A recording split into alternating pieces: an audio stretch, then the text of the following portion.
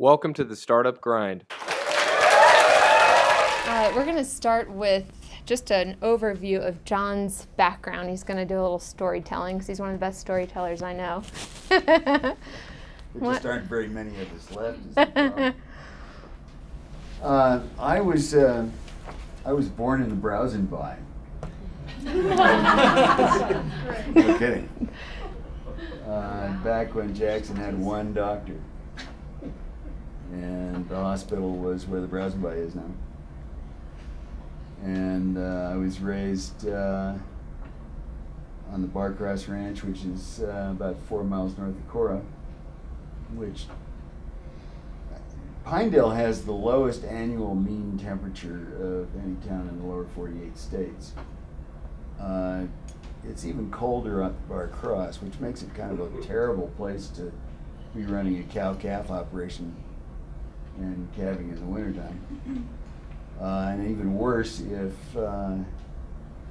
every creek that flows through it has got a blue ribbon trout rating, and you got all these people that would really care less about the cows. They just really want to fish that creek. So I managed to be a cattle rancher for about 18 years while I competed against people that didn't have to earn a living doing the thing I was doing. It's really, really rough competition. And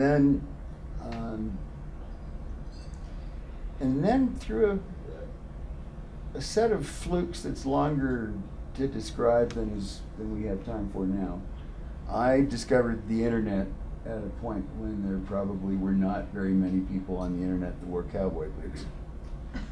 And I saw something about it that a lot of the people that were online at that point didn't quite see yet, which was that it was going to eventually grow into an enormous space that would include everybody in humanity. And it would do this relatively quickly. If you did the math and knew what an exponential curve was, wasn't that hard to see where it was headed. It was very difficult for a lot of people to believe me when I said that, but it looked obvious to me. And it also felt like it felt perfectly in accord with something that I had really been influenced by in college, which was the writings of a guy named Pierre Teilhard de Chardin, who was a French theologian and paleontologist who wrote most of his important works in the 30s and wasn't allowed to publish until he died in the 50s. But his sense of things was that evolution had a purpose. That the fact that evolution was evolving at all, instead of just being dragged right back down to the natural heat sump that the second law of thermodynamics would necessarily drag it towards, was evidence that something was going on. And he felt that the thing that was going on that was most interesting was that we were creating on planet Earth the collective organism of mind. Not the unconscious, but the group conscious. And when I first saw the internet, it was a literally religious experience to me.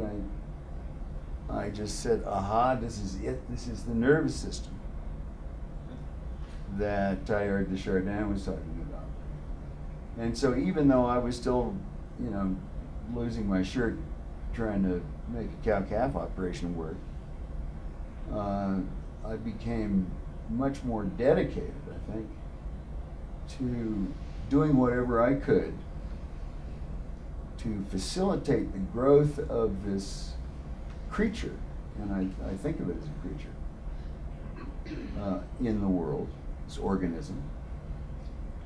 And also to see that it was greeted by its hosts as a benign thing and not as a malignant thing, and it could be easily regarded as either, like any great technology. I mean, fire burns, fire cooks. And the internet is if anything,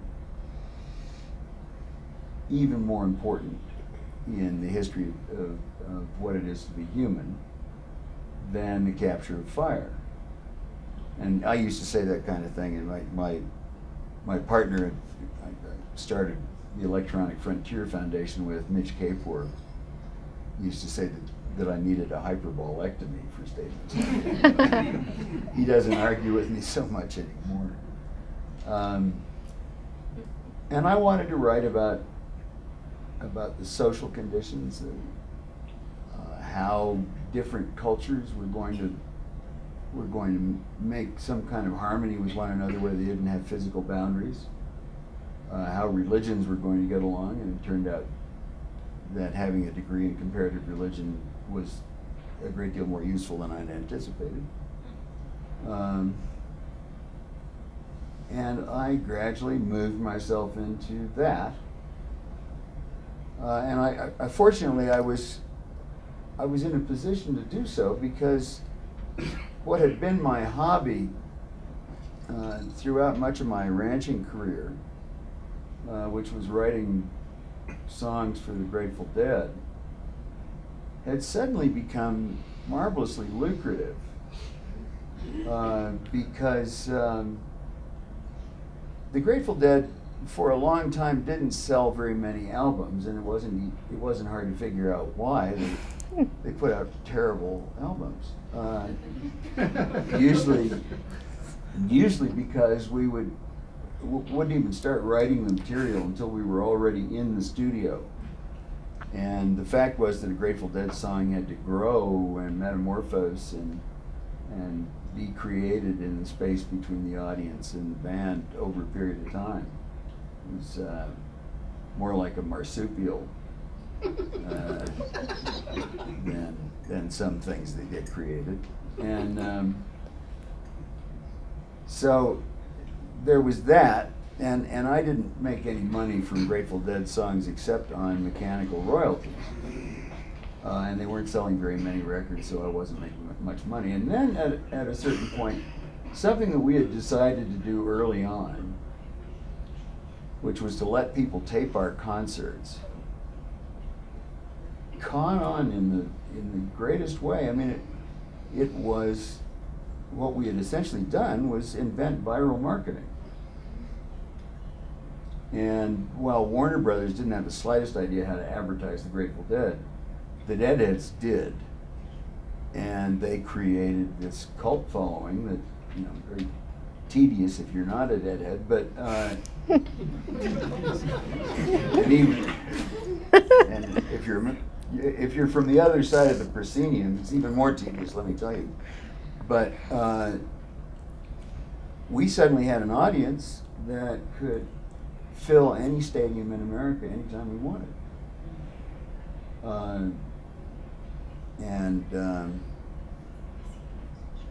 There was another songwriter and myself, and it dawned on us at one point that the band was making a huge amount of money, and we were still stuck with record royalties. So we went,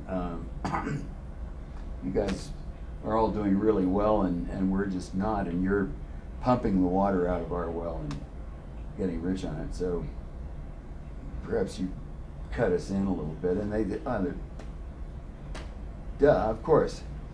So they cut us a very generous songwriting retainer from that point forward, which managed to fund my transition from being a completely broke cattle rancher to being an internet guru during the period when nobody knew what an internet guru was and wasn't necessarily inclined to pay anybody for being one. Fortunately, that came along a lot quicker than the Grateful Dead. But I then spent the next 25 years and change doing it, and still am in many respects, doing everything I can to keep the internet open and free, and to be the place, if you want to call it that, to be the environment in which anybody, anywhere, regardless of their station of birth or their economic income or style of local government, will be able to find out everything that can be known about any topic at any time, to the very limits of their curiosity. And, you know, I think we are already entering into that world, and it is so extraordinary to see some of the things that young people are teaching themselves how to see, how to experience, how to know, without the dreadful constraints of so-called education system that was designed to produce interchangeable machine parts for an economy that no longer exists. And I've been pretty successful along with my colleagues. It is a continuous struggle. Those of you who followed Mr. Snowden's exploits will know what I'm talking about. When WikiLeaks first came out, the Electronic Frontier Foundation was approached by, when WikiLeaks first came out and was producing a lot of material that, in my opinion, and we can differ about that the American public had a right to know. And then, due to the threats of one senator from Connecticut, all of their funding mechanisms were cut off. PayPal, Visa, MasterCard, etc. You couldn't give money to WikiLeaks, and I went to EFF and said, well, why don't we just funnel through to WikiLeaks? And they said, well, that's a little more dangerous than we want to get into. You know, they're an organization. So I went off and started another organization with Daniel Ellsberg, who's not afraid of anything. He was the guy that gave us the Pentagon Papers. And Glenn Greenwald and Laura Poitras, who just recently won the Oscar for their film on Mr. Snowden. And then we had an organization that was capable of taking delivery on Ed when he decided to come in out of the cold and keeping him safe. And doing the thing that I think is absolutely critical to do as long as privacy is going to disappear, which it is. I don't mind not having any privacy. I mean, I grew up in Pinedale where I didn't have any privacy anyway. I mean, even today, where I've been out of town for a while, you can go down to the Wrangler Cafe and find out stuff about me that is true that I don't know yet.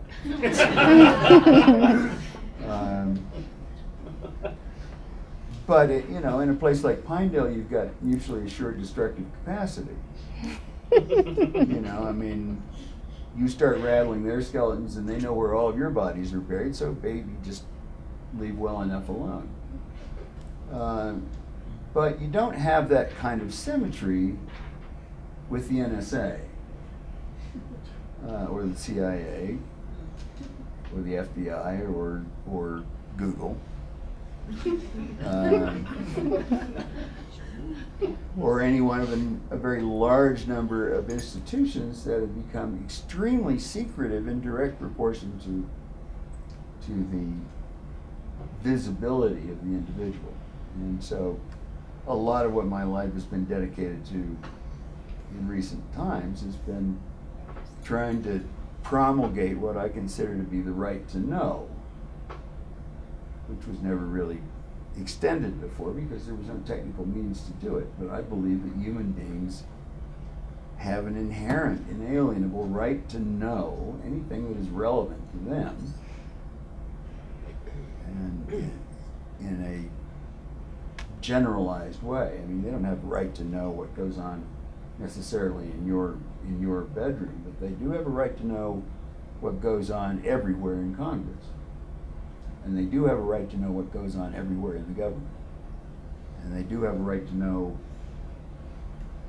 on anything any institution that is making decisions about the way in which they lead their lives and what opinions it might form about that way and what sanctions it might choose to impose. I mean, fortunately, most of the people, I mean, I've been working both sides of this equation. I started consulting for the CIA and NSA in 1990, so when I'm not suing them, I'm giving them advice, which they don't take. But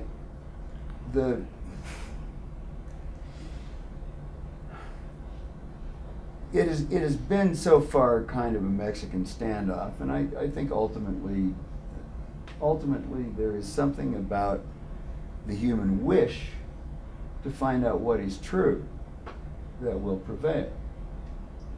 I mean, Jimmy Wales was a friend of mine when he was still doing sort of garden variety porn on the net,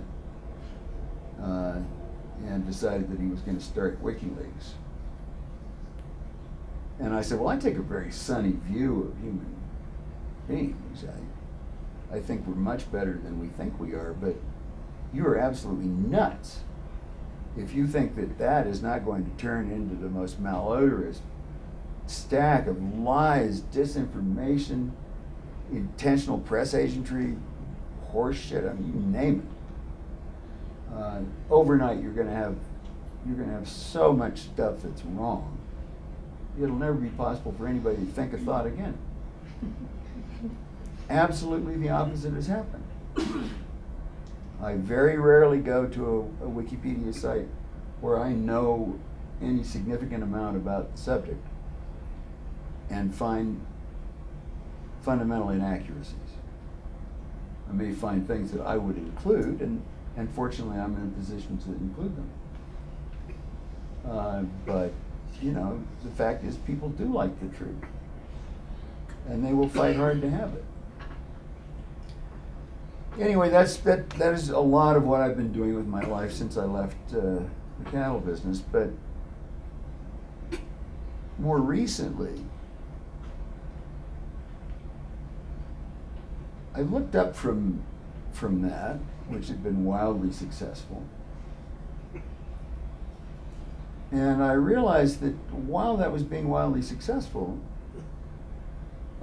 especially in terms of making it very easy for people to make a whole hell of a lot of money in a very short time, due to the lack of inertia of bits and the frictionless nature of their transaction, and the fact that you can insert an electronic probe nanosecond by nanosecond in any delta that might occur on the planet. And by delta, I mean difference in price or difference in almost anything. And you can mine the energy that's in that delta and gain value from it. And when I first started writing about that, I was sort of a court jester to Herb Ellison, who was the head of Merrill Lynch. I was really honestly thinking that we were about to be able to get something for nothing. I had not thought this thing through at all. And, you know, I was talking about the long boom and how, you know, this was going to be an extraordinary moment in the history of human wealth. And it was, actually, but not in the way I predicted. And let's back up here and define the it. The it was the ability to electronify all financial transactions. Yeah. You know, to cut clearing time down to picoseconds, and to assemble bundles of speculative objects out of anything and anything else very rapidly. And what it has ended up doing is creating this thing that will give you an awful lot of something that looks like money in a really short time. I don't think it really is money, though, because about all I ever see it get used for is hookers, blow, and Lamborghinis. It sits like a tumor on the American economy. And meanwhile, we live in a world made out of stuff. We live in a world made out of atoms. We are made out of atoms. Our food is made out of atoms. Our water, fuel, cars, everything. And we have done an amazingly poor job of maintaining our ability to manipulate atoms into valuable quantities and sell them the old-fashioned way. Over the course of the last 20 years, we've just destroyed the American ability to do good stuff economy. There are bits and pieces of it left, and I come here to tell you that I think that there need to be way more than a few bits and pieces, because we're not going to survive as a species if we don't get back to that part of the business and and get away from investing in this thing and has these 5x returns in 16 months and feeling like there is something morally imperative about investing in those things simply because you have fiduciary responsibility to get rich quick. So when I looked up and saw that things had gone to hell in a handbasket, I started thinking about, well, I mean, something happened. I had kind of a come to Jesus moment. I had really severely injured my back ranching, and it had gotten worse and worse to the point where I was in, excruciating pain 24/7. And my functional horizon was about 5 minutes. If I get through the next 5 minutes, I was fine. And suddenly I had surgery on my back, and I felt like I could get through the next 30 years. And I didn't want to spend it as I had just spent the last 20, which was arguing with people my age about a business model that was already dead and would be completely eliminated by people that were going to replace them shortly, because they would be dead and they would be supplanted by a whole bunch of younger people that didn't see anything the way they see it in terms of content and being a consumer of content and all of that sort of stuff, owning free speech. I didn't want to have those arguments anymore. Instead, what I wanted to do was address what I think is a real serious problem, which is the amount of alteration that we are already enacting upon the climate of planet Earth. And I am not, we can argue, I suppose, but I'm enough of a believer in science that I'm not going to seriously entertain an argument that almost nobody in the scientific and atmospheric community hasn't accepted at this point, which is that we are in a period of very rapid anthropic metamorphosis of the climate. Not necessarily to make it warmer, but to make it weirder. Because the climate is something in every regard that sits in these very narrow windows of possibility. And you get thrown off dramatically. And once it is, then it's very hard to right itself. So for example, a rainforest, standard belt of the planet rainforest, actually has about a 2 degrees centigrade range higher that it can go before the transpiration rate starts to exceed the amount of precipitation that can be absorbed. And at that time, you lose the entire thing at once. It doesn't go down slowly. It goes down in the course of maybe less than a decade. Meanwhile, you've got conditions in the tundra part of the planet where you've got huge quantities of methane that have been frozen in place for a very long time. that are exploding forth in these gigantic earth farts that, you know, methane actually turns out to be even worse than CO2.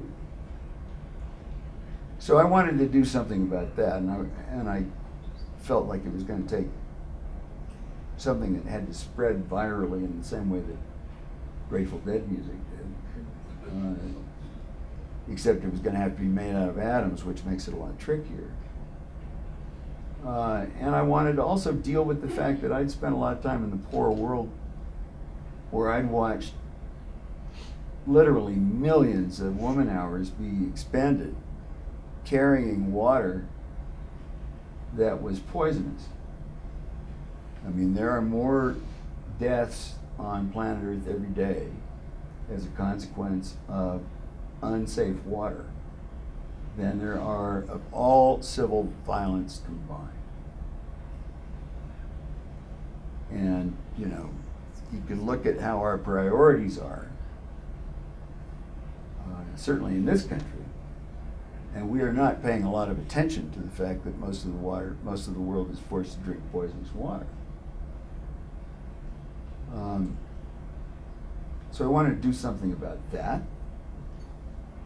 And I wanted to do something about the fact that the Green Revolution, so-called Green Revolution, was about to come to a screeching halt at a very, very bad time, right at the moment when everybody was moving to the city and abandoning the countryside.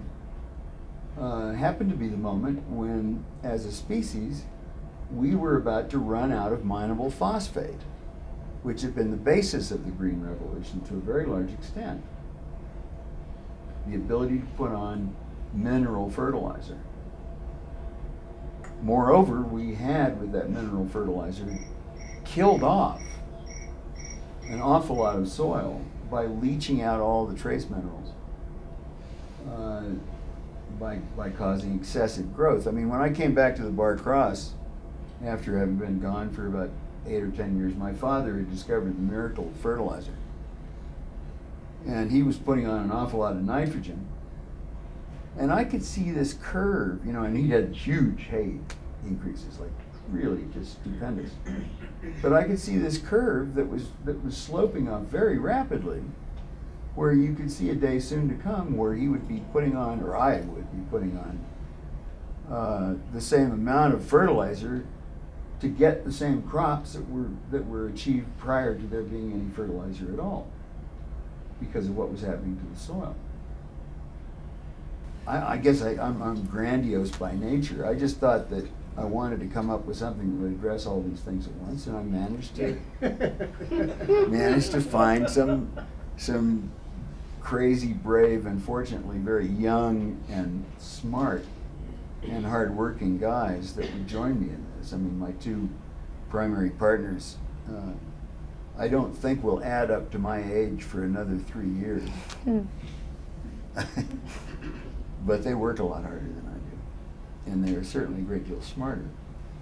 But what we have managed to do is to create a system that does something unusual, really quite unusual, in that ordinarily, when you're making pure water or drinkable water or even reusable water, you're using a huge amount of energy to do it. 4% of all the electricity in the United States goes to blowing air through sewage. And another 2% of all the energy, BTUs, goes to hauling the residue sewage sludge to landfills, which is something not many people think about. But, you know, that's what we do with it.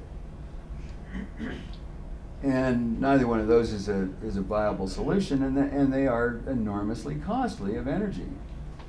Obviously, if you're desalinating water, you know, it's insanely expensive energetically. You go up and down the line, and it just is very costly to get water clean. Energy is the same thing. 40% of all of the water that is used in the United States is used to produce electricity, either in thermal power plants or in hydroelectric plants. Truly. I mean, it is amazing how costly of energy, how costly of water the production of energy is. And that's even without thinking about hydrofracking, which is, you know, I don't have to tell you what a fine job that does of destroying water.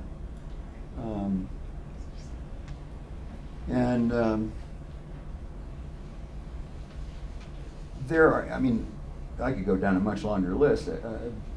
Biofuels, the original biofuels that we came up with, thanks mostly to the corn industry, were hugely water consumptive. I mean, it costs 3,500 gallons of water to make 1 gallon of corn ethanol.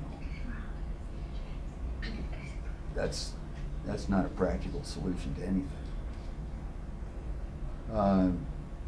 But what we have done with my little company is we've created a system that will clean water without using any energy but what it can get from the system and from the sun, while producing fuel that is really dramatically carbon negative, in the sense that it's exactly like drop-in diesel or gasoline or jet fuel. But when you burn it, yeah, it releases the same 10 kilograms per gallon of CO2. We actually, in the course of making the stuff to begin with, retire about the same amount, about 7.5 to 8 kilograms of carbon, which we're taking entirely out of the atmosphere, and turning that into biochar, which you can use to rebuild soils that have had all of the minerals leached out of them, because carbon will bind anything. It turns out that the Indians in South America, they only recently discovered that the rainforest had large cleared areas that were quite fertile for the Indians. There were millions and millions of Indians living in what is now the rainforest, because they learned how to create soil there. Ordinarily, the rainforest doesn't create any soil. It's like a standing wave of interactions that floats above the surface. Photons come in and they get transacted around, but they never really participate with what's below them. Reefs are much the same thing. And the Indians would clear off land and they would grind carbon up into the soil, and they would be into the dirt, and they would make soil that way. And there are large chunks of the rainforest that actually do have topsoil that was Indian created. So we've got something that creates that kind of soil and gives farmers an incentive to do that, because we don't want to have nitrogen, phosphorus, and sulfur in our fuel. So we're able to separate all of the balance of that stuff out in our biomass to fuel conversion process, and embed that or infuse it in the biochar that comes out the other end. So to tap into that a bit deeper, so we're talking about an infrastructure project, yeah, and this infrastructure essentially creates a vehicle through which human waste can be treated, in addition to water purified, yeah. So it's a multilateral infrastructure solution that is being piloted right now in right outside of Mobile, Alabama. So it's an interesting technology. It's still in its infancy, but the ability to scale the technology in a climate or area that's fairly warm is very encouraging. So the types of applications we're looking at there is, I'm assuming India, parts of sub-Saharan Africa, et cetera, where there's large Any issues. place where there's a coastline and a wastewater treatment facility. Yeah. Or where there ought to be a wastewater treatment facility and isn't at the present time. So I think what's interesting about the project is It's almost as if when you step back, your aim is to contextualize an ecosystem in a way, right? And when you talk about why you're doing what you're doing now, it's always ancestors, right? You always speak about this. Can you talk on that? I was also president of the Wyoming Outdoor Council for a good long time, which is, let me tell you, if you're a cattle rancher from Pinedale, being the head of the Wyoming Outdoor Council is like a really difficult job. Because your fellow ranchers don't like you, and the Sierra Club doesn't like you either. I got beat up pretty bad, but the point I was always trying to make when I was doing that was that we regard all of these biological systems that we're surrounded by here and we're interacting with as being systems that had to be looping back into one another, that we had a very screwy notion of flow where there was this continuous line that seemed to have no end on either side, except for some vague thing called externalities, where you had limitless resources in a way on one end, and you had limitless place to waste stuff on the other. And in fact, on this planet there is no such thing as waste. Waste is a verb. The planet itself is inclined, as a whole total organism, to use everything. And the only reason that it's making such a mess of things at the moment is that we're feeding these loops back into it that are grotesquely exaggerated in terms of the concentrations of CO2, nitrogen, any number of things that I could mention. And so I was always trying to get people to recognize, for example, that it wasn't a matter of having a whole lot of animals out there on the range that was the issue. It was that they weren't actually being managed right. That was the issue. And that you'd get the Sierra Club or Trust for Public Lands, various organizations, Nature Conservancy, for whom I worked for a while. They'd go in and they'd buy land and they'd take all the cattle off of it and think they'd done a good thing. Well, the land had been grazed by cloven hoof animals for, 20,000 years and, adapted itself to that sort of behavior. And without that happening, it just roll over and die. And there were so many things where I just felt like everything that was going wrong was the result of the modeling ability that was almost invariably the result of something between class warfare, which a lot of it was, and religion, which a lot of it was. I mean, it wasn't really about the biology in many cases. It was about the aesthetics of the professional urban class who preferred fly fishing as opposed to the rural working class, which didn't see anything wrong with a lure. And you had the professional urban class that really preferred cross-country skiing as opposed to the rural working class that really didn't see anything wrong with a snowmobile. And they'd get into these terrible disputes with one another over issues that didn't have much to do with the biology, in fact. It just had to do with the fact that they didn't like each other culturally. I mean, the wolf reintroduction, I cannot tell you. I mean, if any of you were around for that, my God, there was so little common sense being applied anywhere in that argument. It's like, it was just about religion as far as I could tell, what you thought the wolf was in some greater mythological sense. But I ramble. In any case, we have succeeded in making a pilot of a company that we believe, after we've knocked some of the rough edges off of it, we can spread around on the strength of its own ready reproducibility. and the fact that it solves a whole bunch of problems for a lot of people that have those problems. But we have to get to the point where we are scaling properly. And right now we're processing 50,000 gallons of sewage a day, which is a drop in the bucket.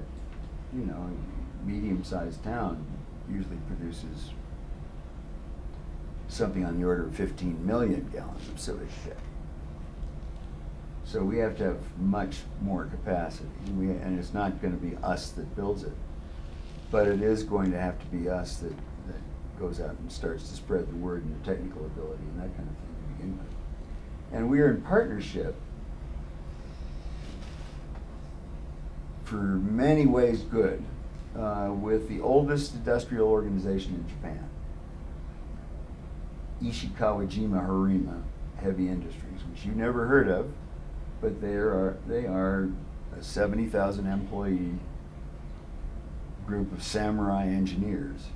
I mean, even the CFO is an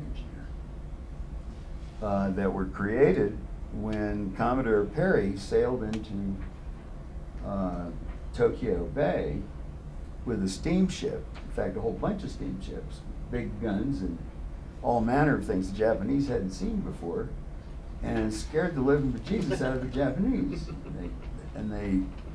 They thought, whoa, you know, our splendid isolation just came to a screeching halt unless we can come up with some of these things ourselves. And they formed IHI to do that. And by 1854, they had built a steamship. It wasn't a really good one, I don't think, but it worked. And in the meantime, IHI is, I mean, if you've got a turbine shaft almost anywhere, and most of you are driving turbocharged cars, you know, chances are that IHI makes that shaft. And they make power plants, and they make bridges, and they do all kinds of things. What they tend not to do is to start up small enterprises where nobody knows the right way to do it. And you have to be on a basis of ready, fire, aim all the way along. They really hate ready, fire, aim. So we are, as we move into the next stage of our development, we need to have enough investment to make IHI feel that they're not in a vulnerable position with regard to us, and enough to bootstrap ourselves, which I think we can do relatively quickly now, because we have a system that, without doing the entire process of renewing wastewater, we can pull a skid that contains one of our hydrothermal liquefaction machines on it and take all of that sewage sludge and turn that into crude oil, which means that you don't have to haul it as sewage sludge, and you can actually get something for it.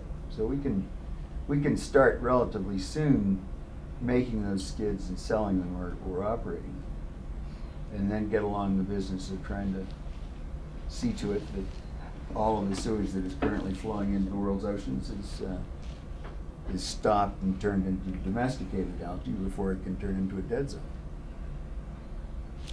Sounds cool, huh?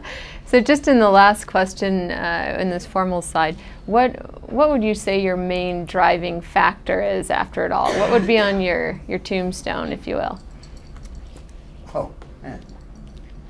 I forgot it again. Well, the thing is, how many of you knew Marty Murie? Oh, regrettably few. Marty Murie was married to Olaus Murie, who knew more about the North American elk than anybody on the planet. And she knew more about everything else than anybody on the planet. And one night I was having tea with her, and she said, you know, John Perry, environmentalists may be a pain in the ass, but we make great ancestors. And I want to be a good ancestor, and I actually think that anybody who doesn't has got something fundamentally wrong with them. You know, and I recognize that there are people who don't. I mean, I see RVs all the time. We're spending our children's inheritance. Little do they know the extent to which this is true. I mean, much more flamboyantly than that RV, I'll tell you. I mean, I was flying out of Palm Springs one time, about 5 years ago. There was a guy sitting next to me who was probably my age, different look. You know, blue blazer, brass buttons, pink skin, white hair. You've seen them, and around here you get them. And I'm looking down at these golf courses, and I said, there are a lot of golf courses down there. And this guy says, yep, we got 105 of them. Very proudly. And we're going to have at least 130 by the year 2020. And I said, well, where's the water coming from? And he said, it's coming out of the aquifer. And I said, but the aquifer is that's like fossil water. That's, you know, it's not recharging it. That's water that's been there since the Triassic. You're drawing that down. And he said, oh yeah, it's drawing down all right, but we've got I'd say another 100 years anyway. That's a bad ancestor who thinks that 100 years is a long enough time to play golf. So actually what I want on my tombstone more than just that I was a good ancestor, I want it to be said of me that I was a good man, which I think is a stretch. I'm working on it. You're working on it. I like it. At this point, we're going to open this up to audience questions. You guys have about 15 minutes, so I ask that you just raise your hand and I'll select you, and then I'm going to repeat the question because we've got an audience in 65 countries actually through Google for Entrepreneurs, so I want to make sure they all hear what you have to say. Everybody. Hi, everybody. Okay, we'll start with you, Alec. Yeah, so what I did not understand from what you were saying is how you made the transition from seeing the internet coming to seeing the opportunity or the need for dealing with solid and liquid waste. And so how did you make that transition? In just 1 minute. So the question is, what was the transition from identifying that the internet was exploding essentially as a movement? Where was it in your history that started you into the solid waste and or just environmental industry? Well, I mean, I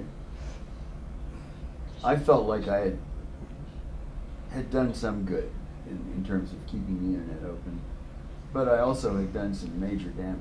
I mean, Future Banker magazine, which is a magazine of the ABA, named me one of the most 25 influential people in financial services in 1999. And this was because I was coming up with bullshit that was dangerous and created the tumor. So I felt like I had significant penance to work off.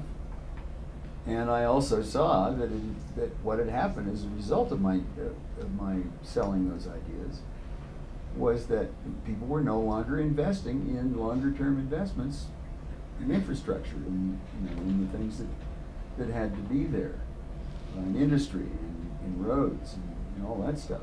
And so I wanted to try to think about, okay, how do you create an economy that gets itself back around and starts working on those basic premises again?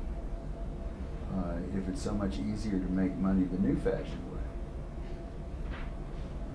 or at least the appearance of money.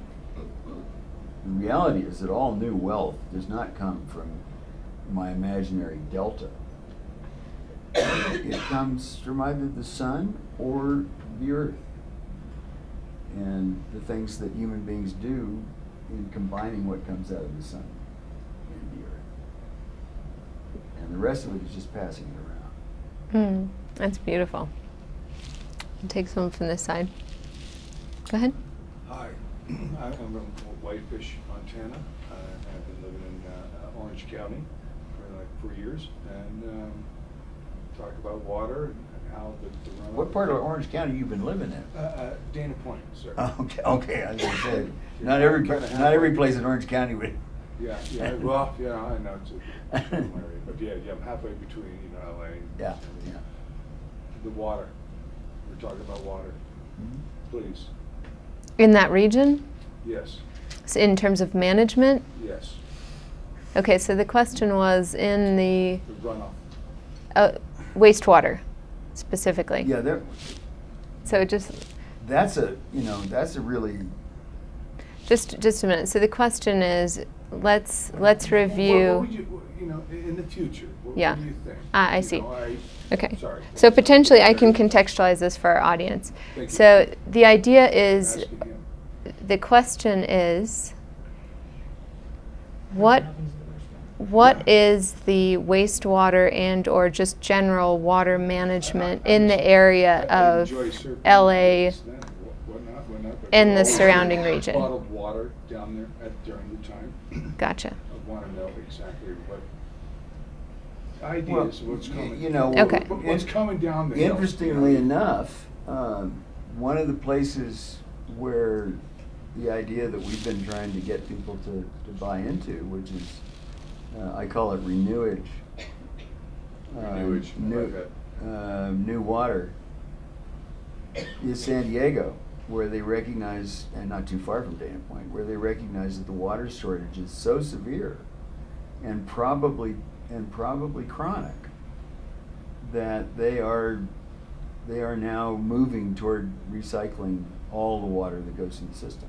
Because we find it like, there's no like tap water down there. We're slightly frightened about that. And that they know it's always bottled water and whatnot, or sparklets or this and that. And that's, No, they're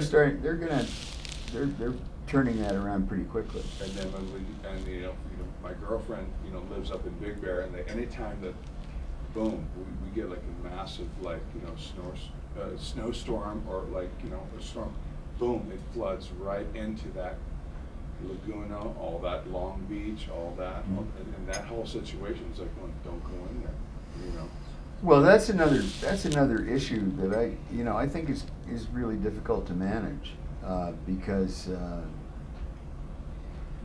we haven't done a particularly good job of dealing with storm drains, dealing with making people conscious of what they're putting out of their various vehicles and normal enterprises, household stuff.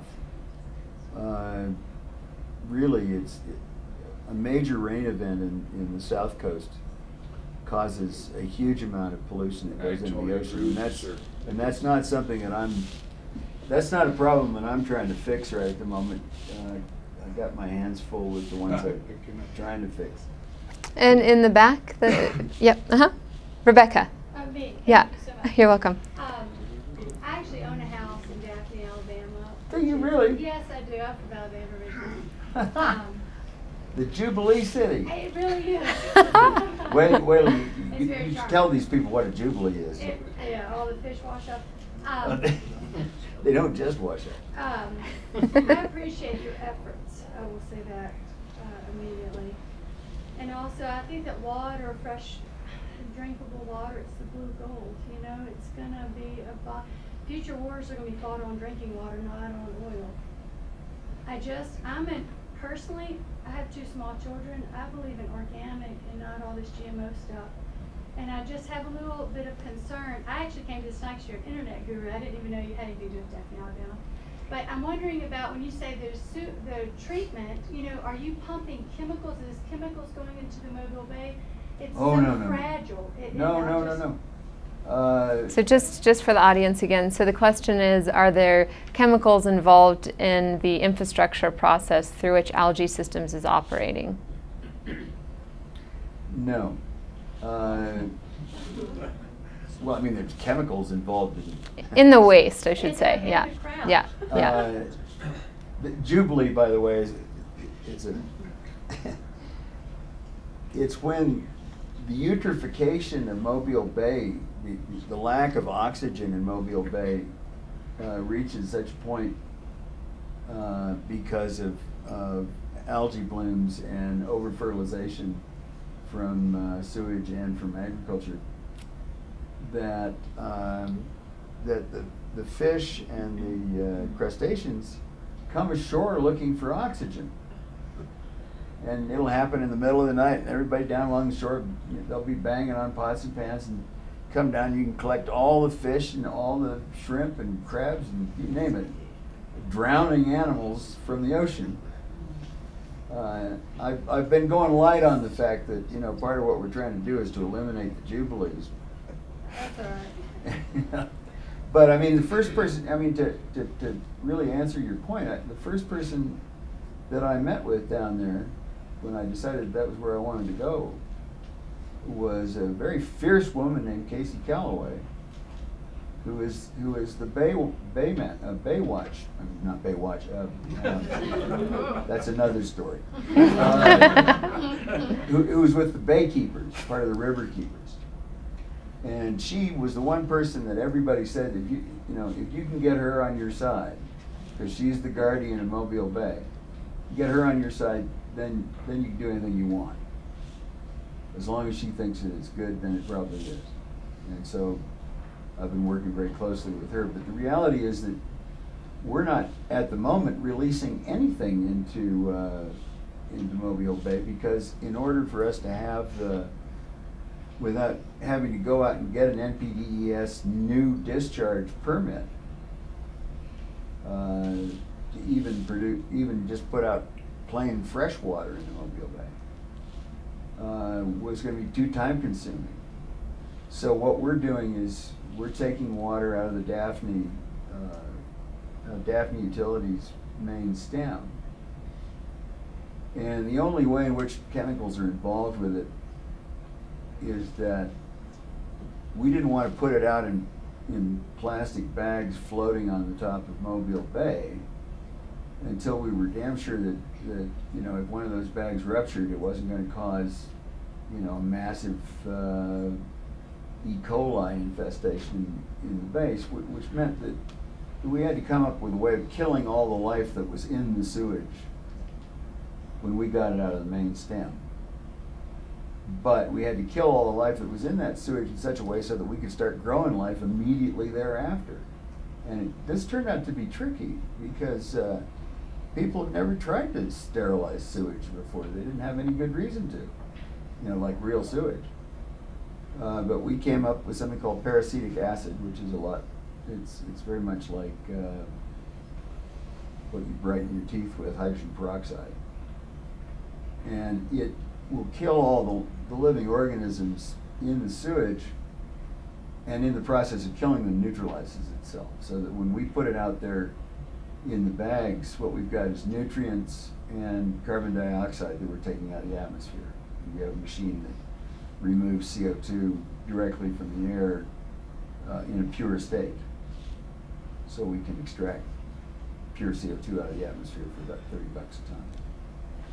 And But Rebecca, we're not there's using chemicals at all. Yeah, and there's literature out there that you should grab because it's actually a really interesting system. We'll take 2 more questions. Go ahead. So if I could ask a question about the internet and maybe the global cultural impacts it's having around the world. I enjoy having tons of Grateful Dead shows on my computer and having a library in my house.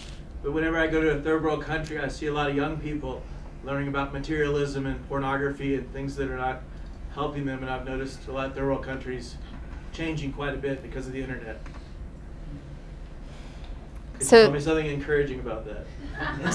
I'm going to summarize that. So the question is, in the emerging world, is there a disadvantage in this free access to information when it's used for, quote, unworthy purposes? Well, can't make an omelet without breaking eggs. I don't mean to be that flip.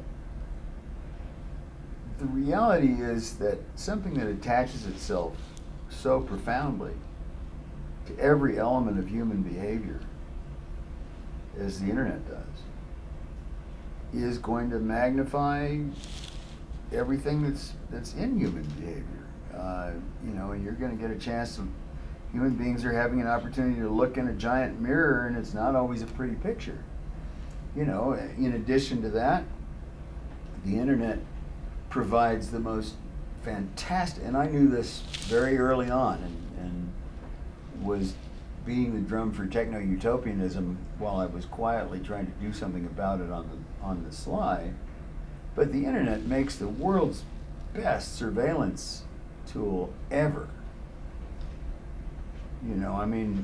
It is so incredibly easy to record every single thing you do, and it turned out to be the cheapest thing to do for the NSA, to simply just collect it all and let God sort it out. And it's going to take God to sort it out, because their problem is that they don't understand the difference between data and information.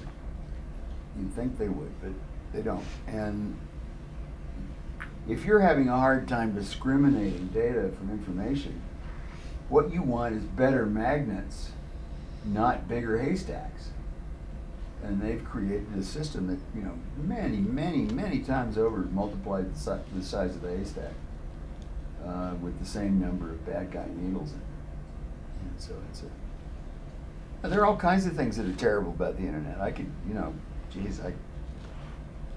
want me to list you all the things that I think are terrible about the internet? I hate kittens, for example. No, I don't. I don't. Okay, in the back, Do you blue have shirt. a favorite Grateful Dead tune? Oh, hold on 1 second. Blue shirt? Thank you, John. Appreciate you sharing your experience. Really enjoy that. You're very welcome. I love the internet, and I'm a researcher, but sometimes it feels like I'm drinking from the fire hose. So, if you were 34 years old today and wanted to start your own business, but you had the knowledge of all the books that you've read in your lifetime, are there 1 to 3 books that you would recommend reading to inspire yourself or give yourself context in terms of And just to repeat that, the question is, for a young, ambitious entrepreneur, are there 3 texts that John would recommend reading? Funny. The Bible. Well, yes. I'm not mentioning the Tao Te Ching or the Bible. Yeah. The Art of War. They're kind of obvious. The Art of War is a pretty good one. But one that you would never think, I think, is a fantastic book is How to Win Friends and Influence People. It's like the anti-Machiavelli. It really is about how to be a good guy and why that's good for business. I've read that one. Yeah. You seem like a good guy. Read it again. I know it seems awful simple, but no, I don't see. There was a period where I would have said, well, read anything by Peter Drucker because he's got it right, or Tom Peters, or the fact is that we're in circumstances that are so metamorphic. I mean, the reason that we called it the Electronic Frontier Foundation and not what it gets called in the press about a third of the time, which is the Electronic Freedom Foundation, is because we knew that it was always going to be a frontier. That there would never be a time when the settlers would have the place settled enough that you weren't going to be dealing with all kinds of frontier issues. At least not in any future that I could foresee. And it certainly hasn't been the case so far. So, no, I don't think there's I started out thinking that what I wanted to do when I left the cattle business and went out to Silicon Valley, I was going to write a book, and almost immediately became such a big part of the story that I couldn't really see writing a book if I was going to be living that story, unless I was just going to be sort of vain, which I am, but not that vain. All right, and the question that everybody wants to know, which I've heard a few people mumble here, is what is your favorite Grateful Dead song? After all, God, I wish I could tell you that. Top five. I wish I could tell you that it was one I wrote. Yeah, exactly. I unfortunately, none of my favorite Grateful Dead songs are Barlow songs. I mean, it was incredibly good for my humility to spend all those years working in the shadow of somebody who was so much better at the thing that I was doing. Who was that? Robert Hunter. I mean, it's like he's one of those people that God speaks through, like Bob Dylan. I mean, and they're both extremely difficult people. It is exactly as perverse as I usually find God that it would speak through Bob Dylan and Bob Hunter and not a far more worthy servant like myself. Nevertheless. But of the songs that I wrote, I would say Cassidy is pretty good. And I wrote a song for Brent Midland that I really like a lot, which was a lullaby called I Will Take You Home. And like a six string, like just a guitar, piano, or how did you? I don't know the Dead that well. I'm sorry, but did you write them just? On a piano or guitar? No. Sorry. I don't. Oddly enough, play a musical instrument. I'm embarrassed to say. Yes. And I managed to have a pretty good career in the music business without that, by virtue of being able to sing.